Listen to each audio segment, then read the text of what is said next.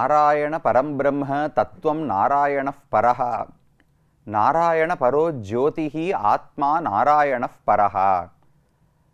உபனிஷத்துக்கள் ஸ்ரீமன் நாராயணனை புகழும் பொழுது அவர்தான் பரபிரம்மம் என்றும் அவர்தான் பரதத்துவம் மிக உயர்ந்த தத்துவம் என்றும் பரஜோதிஷு மிக உயர்ந்த ஒளி பொருந்திய பொருள் என்றும் ஆத்மா பரமாத்மாவும் அவரேதான் என்றும் கொண்டாடுகின்றன.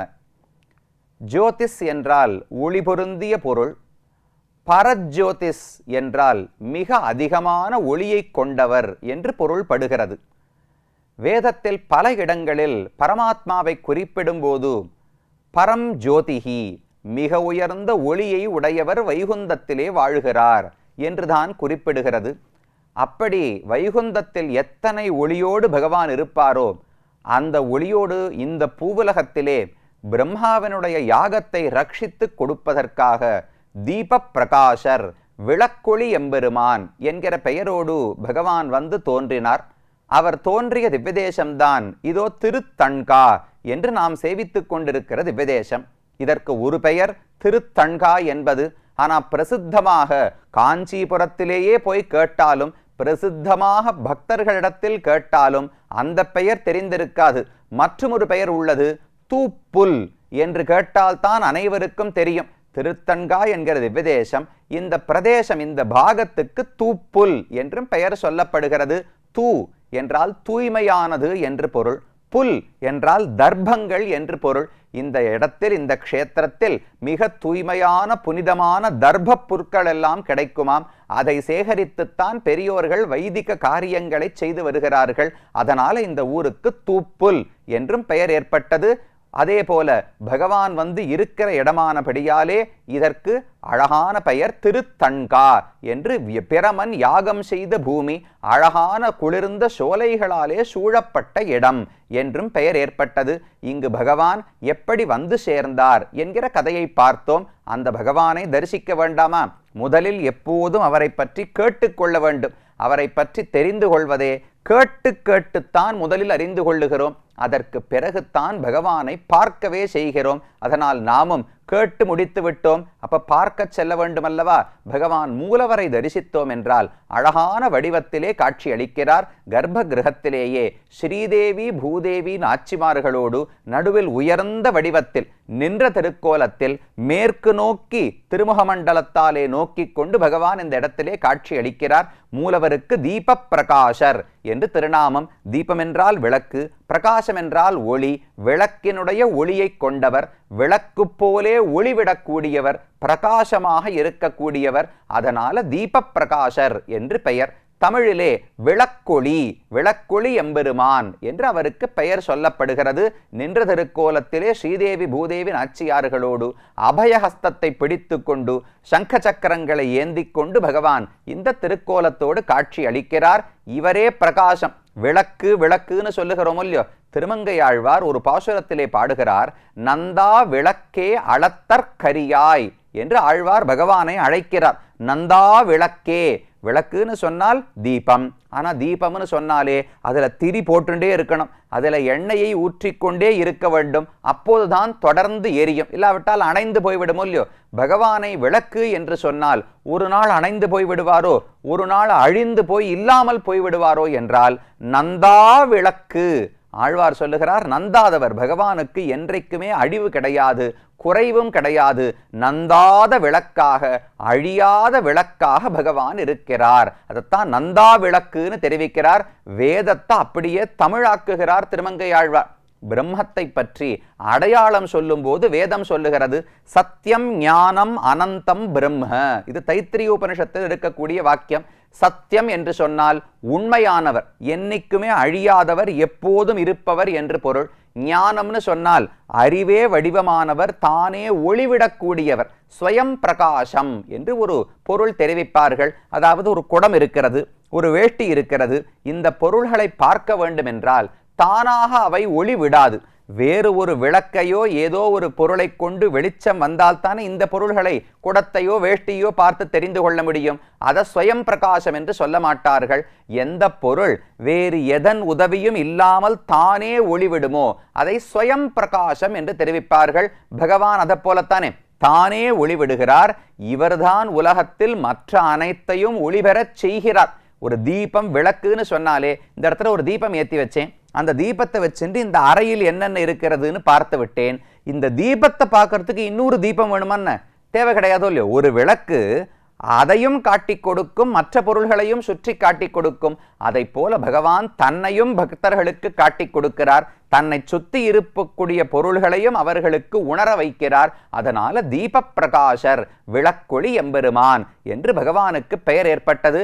ஆழ்வார் அந்த பெயராலேயே இந்த பெருமானை ஸ்பஷ்டமாக குறிப்பிடாவிட்டாலும் திருமங்கையாழ்வாருடைய ஒரு பாசுரம், மின்னுருவாய் முன்னுருவில் வேதனான்காய் விளக்கொளியாய் முளைத்தெழுந்த திங்கள் தானாய் என்று திருநெடுந்தாண்டகத்திலே திருமங்கையாழ்வார் பாடுகிறார்.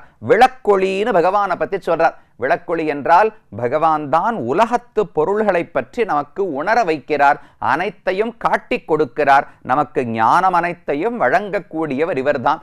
ஞானத்தை கொடுத்தால்தான் இருட்டு என்கிற அறிவின்மையை போக்க முடியும். பொதுவா உலகத்துல இருட்டு வெளிச்சம் ரெண்டையும் பார்க்கிறோம். அதை போல உள்ளேயே ரெண்டும் இருக்கு. அறிவின்மை என்கிற இருட்டு மனதை மூடிக்கொண்டிருக்கிறது. தீப பிரகாசன் பெருமாளுடைய அனுகிரகம் வந்தால், அவருடைய திருமேனியின் ஒளி பட்டதென்றால் உள்ளுக்குள்ள இருக்கிற அறிவின்மை என்கிற இருட்டு நீங்கி ஞானம் என்கிற தீபம், அழகான ஒரு விளக்கு ஏற்றப்படும். அந்த ஞான தீபத்தாலே ஒளிவிடக்கூடிய ஞான தீபேன பாஸ்வதான்னு தெரிவிப்பார்கள். அதுதான் எல்லா பாபங்களையும் போக்கி கொடுக்கும், நமக்கு எல்லா நன்மைகளையும் செய்து கொடுக்கும். அதை தீப பிரகாசம்தான் நமக்கு செய்து கொடுக்க வேண்டும். அந்த மூலவரை சேவித்துக் கொண்டோம். அடுத்து உற்சவரை சேவித்தால் மிக அழகான வடிவம். திருமேனியை பார்த்தாலே நல்ல ஒளி பொருந்திய திருமேனியோடு தான் இருக்கிறார். நாம வைகுந்தத்துக்கு போக போறோமே, அப்ப ஆழ்வார் பகவானை எப்படி சேவிப்போம்னு தெரிவிக்கிறார். குழுமி தேவர் குழாங்கள் கைதொழச் சோதி வெள்ளத்தின் உள்ளே எழுபதோர் உரு என் நெஞ்சுள் எழும் ஆர்க்கும் அறிவரிதேன்னு நம்மாழ்வாருடைய பாசுரம். வைகுந்தத்துக்கு போனா நித்திய சூரிகள் எல்லாம் கைகூப்பி காத்து கொண்டிருப்பார்களாம். நடுவில் அப்படியே ஒரு சோதி வெள்ளம், ஒரு வெளிச்சத்தினுடைய வெள்ளம் இருக்குமா. அந்த வெள்ளத்துக்கு நடுவுல பெருமான் கருப்பு திருமேனியோடு இருப்பாராம். அங்கு போய் காண வேண்டிய திருமேனி இப்போதே என் நெஞ்சத்திலே சேவை சாதிக்கிறது என்று ஆழ்வார் பாடுகிறார். அப்படித்தான் இந்த உற்சவர் இருக்கிறார். சங்க சக்கரங்கள், அழகான பரந்த கண்கள், சிரித்த திருமுக மண்டலத்தோடு, வலது கையிலே அபயஹஸ்தம், இடது கையை மடிக்கு இடுப்புக்கு கீழே கட்டிஹஸ்தமாக பிடித்து கொண்டிருக்கிறார். உற்சவரையும் சேவிக்கலாம். கூட ஸ்ரீதேவி பூதேவி நாச்சிமார்களும் அருகிலேயே இருந்து நமக்கு சிபாரிசு செய்து சேர்த்து வைக்கிறார்கள். இது உற்சவமூர்த்தியினுடைய கோலம். தனிக்கோயில் நாச்சியார், பிராட்டிக்கு தனி சன்னதி இருக்கிறது. இந்த ஊர் பிராட்டிக்கு மரகதவல்லி தாயார், மரகதவல்லி என்று பெயர் சொல்லப்படுகிறது. என்ன மரகதம்? ஒருவேளை இந்த நவரத்னங்கள்ல மரகதம்னு சொல்றாளே, அந்த மரகதம் ஏதாவது பிராட்டி நிறைய வைத்துக் கொண்டிருக்கிறாளோ என்றால் அது எல்லாமே இருக்கு.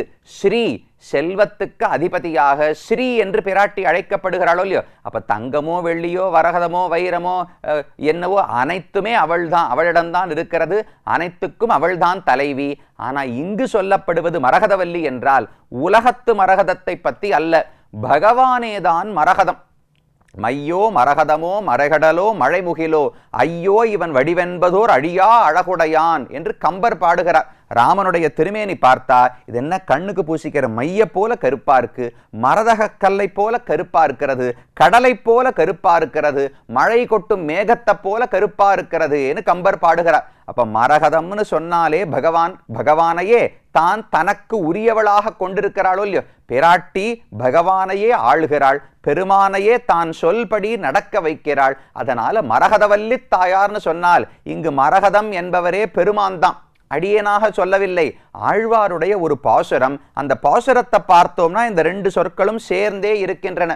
இந்த ஊருக்கு மங்களாசாசனம் செய்தது திருமங்கை ஆழ்வார் 2 பாசுரங்களாலே. ஒரு திருநெடுந்தாண்டகத்துல ஒரு பாசுரம், பெரிய திருமொழியிலே ஒரு பாசுரம்னு 2 இடத்துல பாடுகிறார். அதுல திருநெடுந்தாண்டகத்துல மிக அழகான பாசுரம். முளைக்கதிரை குறுங்குடியுள் முகிலை மூவா மூவுலகும் கடந்து அப்பால் முதலாய் நின்ன அளப்பரிய வாரமுதை அரங்கமேய வந்தனனை அந்தணர்தம் சிந்தையானை விளக்குளியை மரதகத்தை திருத்தன்காவில் வெஃகாவில் திருமாலை பாடக் கேட்டு வளர்த்ததனால் பயன் பெற்றேன் வருகவென்னு மடக்கிளியை கைகூப்பி வணங்கினாளே என்று ஆழ்வாருடைய பாசுரம். இது திருமங்கையாழ்வார் ஆணாக பாடவில்லை. திருமங்கையாழ்வாருக்கு பெண் பாவனை வந்துவிட்டது.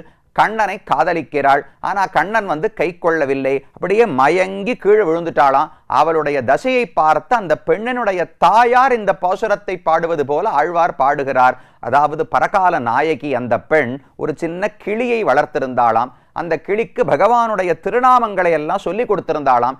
எப்போதெல்லாம் பகவானை அடைய முடியாமல் துவண்டு போய் ஆழ்வார் இருக்கிறாரோ அப்ப அந்த நாமங்களை சொன்னா புத்துணர்ச்சி வருமோ இல்லையோ. பகவானுடைய நாமங்களை கேட்ட போற உயிரே தங்கி நின்று விடுமாம் ராமநாமத்தை கேட்டோம் என்றால். அதற்காக கிளிக்கு சொல்லி வச்சிருந்தாரா. இப்ப ஆழ்வார் தளர்ந்து கீழே விழுந்துட்டார். கிளி சரியா நேரம் பார்த்தது. நம் தலைவி நமக்காக எவ்வளவு கட்டப்பட்டு பாலு தேனு அமுது பழம் எல்லாம் சொல்லி கொடுத்து வளர்த்தாலே நாம திரும்ப உதவி செய்ய வேண்டும் என்பதற்காக கிளி நின்று கொண்டு ஒவ்வொரு திருநாமமா பாடத் தொடங்கியதாம். முளைக்கதிரை நன்ன சூரியன் உதிக்கும் சூரியனை போல் இருக்கிறார். குறுங்குடியுள் முகிலை திருக்குறுங்குடியில மேகத்தை போல் இருக்கிறார். மூவா மூவுலகும் கடந்து அப்பால் முதலாய் நின்ன அளப்பரிய வாரமுதை இந்த உலகங்களை எல்லாம் தாண்டி வைகுந்தத்தில் அளக்க முடியாத அமுதமாக திவிட்டாத அமுதமாக இருக்கிறாரே அரங்கமேய வந்தனனை திருவரங்கத்திலே அவர்தான் சயனித்திருக்கிறார். அந்தணர்தம் சிந்தையானை பக்தர்களால எப்போதும் சிந்திக்கப்படுகிறார். அவர் எங்க இருக்கார்? விளக்குளியை மரதகத்தை திருத்தன்காவில் என்று சேர்த்து பாடுகிறார். திருத்தன்காய் என்கிற திவ்யதேசத்திலே விளக்குளியான பெருமான் அவர் எப்படி இருக்கார்? மரகதத்தை போல இருக்கார்னு ஆழ்வாரே பாடுறார். அப்ப விளக்குளியை மரகதத்தை திருத்தன்காவில் பகவான் ஒளியோடு இருக்கிறார். ஆனா கருப்பு மணி கருப்பான ரத்தனத்துக்கு நல்ல வெளுப்பான ஒளி இருந்தால் எப்படி இருக்கும்? அதை போலத்தான் பகவானுடைய ஒளி. அப்ப விளக்குளி எம்பெருமான் தான் மரகதம்னு தெரியறது. அந்த மரகதத்தை உடையவள் தான் மரகத வல்லி தாயார். அப்ப பெருமானையே ஆளக்கூடியவள் தாயார் தான் என்று இந்த பாசுரத்திலே தெரிவித்துக் கொள்ளலாம். அப்படி ஒவ்வொன்னா இந்த கிளி பாடிண்டே வந்ததா ஆழ்வாருக்கு ரொம்ப ஆனந்தம். கைகூப்பி வளர்த்ததனால் பயன் பெற்றேன் வருகவென்னு மடக்கிளியை கைகூப்பி வணங்கினாளே. உன்னை இத்தனை நாள் வளர்த்ததற்கு நன்னா எனக்கு உதவி செய்து விட்டாய், மிக்க நன்றின்னு கைகூப்பி ஆழ்வார் அந்த கிளியை வணங்கினாராம் என்று இந்த திருநெடுந்தாண்டகத்து பாசுரத்திலே தெரிவிக்கிறார். மற்றொரு பாசுரம் பெரிய திருமொழியிலே பொன்னை மாமணியை அணி ஆர்ந்தது ஓர் மின்னை வேங்கடத்து உச்சியில் கண்டுபோய் என்னை ஆளுடை ஈசனை எம்பிரான் தன்னை யாம் சென்று காண்டும் தன்காவிலே திருவேங்கடத்தில் சேவித்த பெருமானை இங்கேயும் சேவித்தேன் என்று பெரிய திருமொழியிலே திருமங்கையாழ்வார் கொண்டாடுகிறார். அது இந்த ஊருக்கு ஏற்றம். தீர்த்தம் சரஸ்வதி தீர்த்தம். சரஸ்வதி தேவியே இங்கு பகவானை சேவித்து விட்டு தான் செய்த தவறை உணர்ந்து இவர் கையில நெருப்பு வேற பிடிச்சுட்டு இருக்கார். ரொம்ப கொதிச்சு போயிருப்பார். அவருடைய கொதிப்பை தணிக்க வேண்டும் என்பதற்காக புஷ்கரணி வடிவத்திலே இருக்கிறாளாம் சரஸ்வதி. புஷ்கரணி விமானம் ஸ்ரீகர விமானம். ஸ்ரீகரம்னா நமக்கு எல்லா நன்மைகள் எல்லா மங்களங்களையும் செய்து கொடுக்கக்கூடிய விமானம். இந்த விமானத்துக்கு அடியிலேதான் தீப பிரகாசன் தூப்புல் விளக்குளி எம்பெருமானை சேவித்துக் கொண்டோம். இன்னும் தூப்புல்னு சொன்ன உடனேவே இன்னொரு பெயர் உங்களுக்கு நினைவுக்கு வந்திருக்க வேண்டும். இந்த ஊரில் மிக உயர்ந்த ஆச்சாரியர் ஒருவர் உதித்தார். அவருடைய கதை என்ன, அவருடைய பெருமைகள், அவருடைய விக்கிரகத்தையும் சேவிக்க வேண்டுமே. அடுத்த பகுதியிலே பார்ப்போம்.